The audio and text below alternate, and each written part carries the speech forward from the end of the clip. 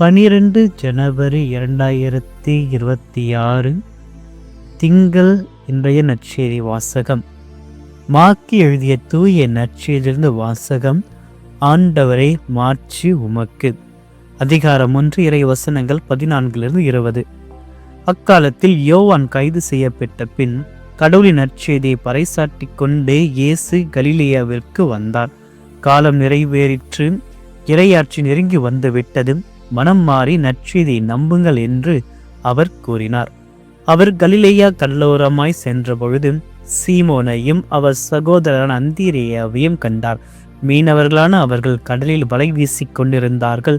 இயேசு அவர்களை பார்த்து, என் பின்னே வாருங்கள், நான் உங்களை மனிதரை பிடிப்பவர் ஆக்குவேன் என்றார். உடனே அவர்கள் வலைகளை விட்டுவிட்டு அவர்களை பின்பற்றினார்கள். பின்னர் சற்று அப்பால் சென்றபொழுது செபதேயுவின் மகன் யாக்கோபையும் அவன் சகோதரரான யோவானையும் இயேசு கண்டார். அவர்கள் படகில் வலைகளை பழுது பார்த்து கொண்டிருந்தார்கள். உடனே இயேசு அவர்களையும் அழைத்தார். அவர்களும் தங்கள் தந்தையை செபதேயுவை கூலியாட்களோடு படகில் விட்டுவிட்டு அவர் பின் சென்றார்கள். ஆண்டவரின் அருள்வாக்கு. கிறிஸ்துவே உமக்கு புகழ்.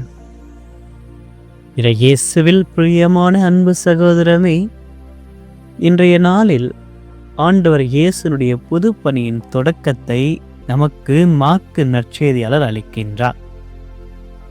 காலம் கனிந்து விட்டது, இறையாட்சி அண்மையில் உள்ளது என்ற அறிவிப்போடு இறைமகன் தன்னுடைய புது பணியை தொடங்குகின்றார்.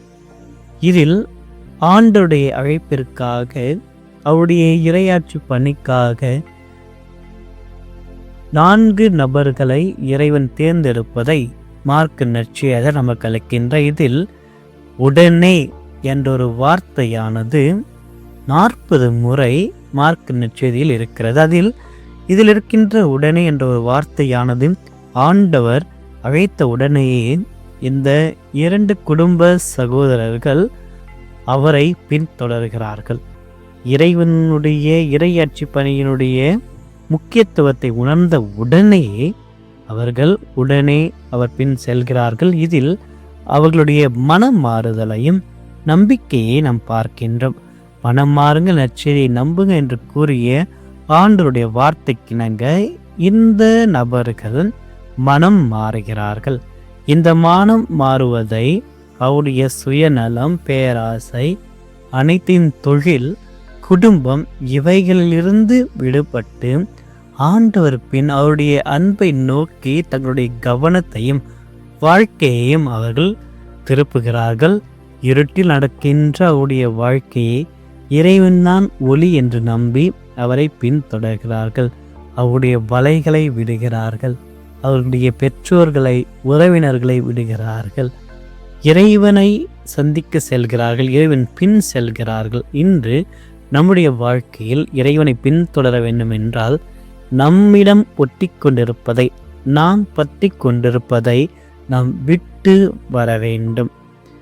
அதுதான் இறைவனுடைய அன்பையும் நம்மையும் பிரிக்கின்ற ஒரு சக்தியாக, நம்ம சுயநலமாக இருக்கட்டும், பேராசைகளாக இருக்கட்டும், பலவிதமான தீய பழக்கங்களாக இருக்கட்டும், இவைகள் ஆண்டவரை பின்தொடர்வதை தடுக்கிறது. ஆக இன்றைய நாளில் எவ்வாறு இந்த சகோதரர்கள் ஆண்டவர் அழைத்த உடனேயே தங்களுடைய வாழ்க்கையை விட்டுவிட்டு, தொழிலை விட்டுவிட்டு அவரை பின்தொடர்ந்தார்களோ, அவர்கள் வெறும் மீன் பிடிக்கும் தொழிலை தாண்டி மனிதர்களை பிடிக்கின்ற நபராக, ஆண்டவருக்கு பின் அவருடைய பணியை எடுத்து செய்கின்ற நபர்களாக மாறுவதை உணர்கிறார்கள்.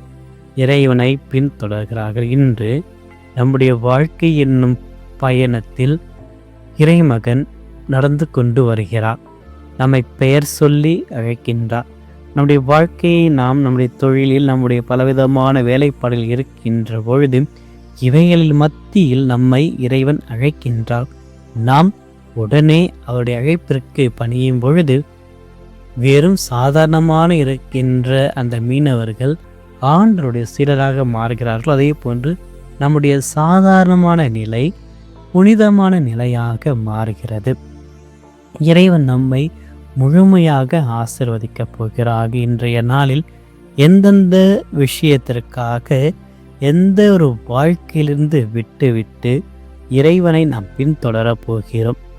தீய பழக்க வழக்கங்களிலிருந்து விட்டுவிட்டு நல்ல ஒரு பழக்கத்திற்கு செல்ல போகிறோமா, அல்லது நம்முடைய எண்ணங்களை சரி செய்துவிட்டு, நம்முடைய மனதை சரி செய்துவிட்டு, நம்முடைய இதயத்தை தூய்மையைப்படுத்தி அதன் பின் இறைவனை பின்தொடர செல்ல போகிறோமா என்று நாம் யோசித்து பார்க்க வேண்டும். எனில் இன்றைய நாள் இறைவன் நம்மை தேடி வருவதை, தேடி வந்து நம்மை அழைப்பதை, என் பின்னே வாருங்கள் என்று கூறுவதை நாம் கேட்கின்றமாக. ஆண்டோர் பின் செல்கின்ற நபர்களாக, நம்மை அச்சுறுத்துகின்ற, தொந்தரவு செய்கின்ற, நம்மை கஷ்டப்படுத்துகின்ற, சோதனைக்கு உள்ளாக்கின்ற அனைத்து சூழ்நிலைகளையும் விட்டுவிட வேண்டும். அனைத்து வலைகளை விட்டுவிட வேண்டும். அது எதுவாக இருந்தாலும் அதை விட்டுவிட்டு ஆண்டோர் பின் செல்கின்ற பொழுது அவருடைய இறை ஆற்றல் நம்மை ஆசிர்வதிக்கும்.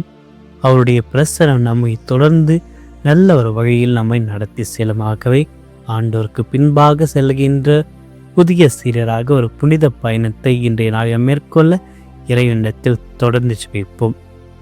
இன்றைய நாளில் நீங்கள் உங்களுடைய கருத்துக்கள் ஒவ்வொன்றையும் இறைவனுடைய பதத்தில் வைத்து நற்கருணை ஆண்டவருடைய பரிசுத்த வல்லமையினால் அந்த தேவைகள் நிறைவேற்ற நானும் ஜெபிக்கின்றேன். இந்த திருப்பலியில் உங்களுக்காக ஒப்பு கொடுத்து ஜெபிக்கின்றேன்.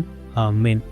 மன்றாடுவோமாக. அன்பின் பரலோக தந்தையே, இந்த நாளிற்கான புதிய விடியலை எங்களுக்கு அளித்தமைக்காக உமக்கு நன்றி கூறுகின்றோம், போற்றுகின்றோம், ஆராதிக்கின்றோம், உம்மை வாழ்த்துகின்றோம். ஒவ்வொரு காலையிலும் உடைய இரக்கம் புதியதாக இருப்பதை எண்ணி நாங்கள் உம்மை நன்றி கூறுகின்ற வேளையில் இன்றைய நாளில் அன்றைய கலிலேய கடற்கரை மீனவர்களைப் போல உம்முடைய சமூகத்தில் நாங்கள் வந்து நிற்கின்றோம்.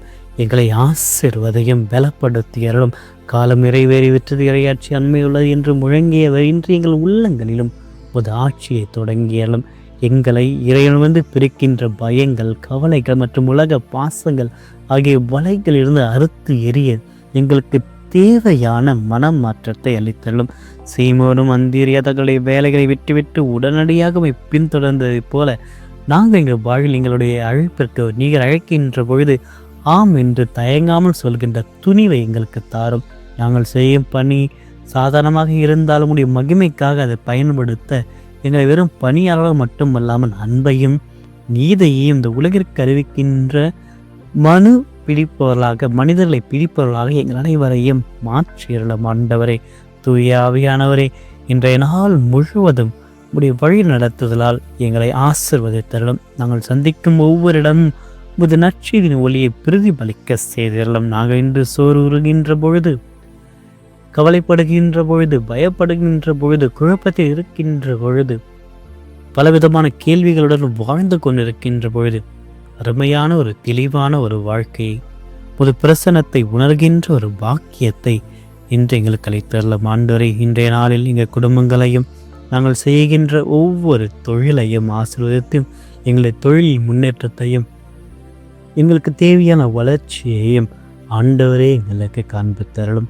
உம்மீது நாங்கள் அன்பு கொண்டு, உம்மீது நாங்கள் நம்பிக்கை வைத்து இருக்கப் போகின்ற ஒவ்வொரு முடிவுகளையும், செய்கின்ற ஒவ்வொரு தொழில்களையும், அந்த தொழிலுக்கு செல்ல போகின்ற வருகின்ற வழியில் தேவையான பாதுகாப்பையும் எங்களுக்கு ஆசீர்வதித்தலும். எங்கள் தொழில் உம்முடைய பிரசன்னத்தால் பெருகுவதாக, உம்முடைய வல்லமையினால் முன்னேறுவதாக, எங்களையும் எங்களுடன் பணிபுரிகின்ற ஒவ்வொரு பிள்ளைகளையும் உடைய கருணை கண் திருப்பி எங்களை ஆசீர்வதித்து பலப்படுத்தி அருளும். ஆண்டவரே, இந்த நாளையும் கரத்தில் ஒப்படைக்கின்றோம். எங்களுடைய இதயத்தை உடைய கரத்தில் ஒப்படைக்க, எங்கள் உடலை உடைய கரத்தில் ஒப்படைக்கின்றோம். அனைத்தையும் நிறைவான விதத்தில் ஆஸ்வதித்து பலப்படுத்தி அருளும். இந்த மன்றாட்டுக்களை எல்லாம் எங்கள் ஆண்டவராகிய கிறிஸ்து வழியாக மன்றாடுகின்றோம். ஆமென். தந்தை, மகன், தூய ஆவியார் உங்கள் ஒவ்வொருவரையும் நிறைவாக ஆசீர்வதிப்பாராக. ஆமென்.